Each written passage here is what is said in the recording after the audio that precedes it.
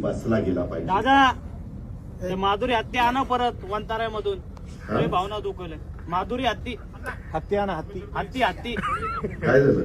त्याला वंतारामध्ये घेऊन गेले. ते कोल्हापूरची हत्ती आहे. लोकांची लय भावना दुखवली त्या हत्तीमुळे. अरे माधुरी हत्तीचं माधुरी हत्तीच म्हणलो की. त्या माधुरी हत्तीच्या बद्दल सुप्रीम कोर्टाने निकाल दिला आहे. आपण संविधान कायद्याने देश चालवतो. तुला आठवत असेल माग आपल्या आता ही हत्ती त्याच्यामध्ये कायदा सुरू केलाय.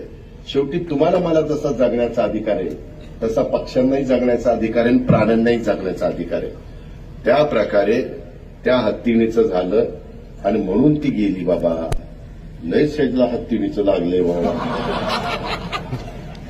तुला एकदा कुठं तरी हत्तीणीवर बसवतोस, परंतु तू चांगल्या भावनेनं बोलला असेल. तू प्राणीप्रेमी असशील म्हणून ती भूमिका मांडली. त्याबद्दल तुझं दुमत नाही, तुझं अभिनंदन.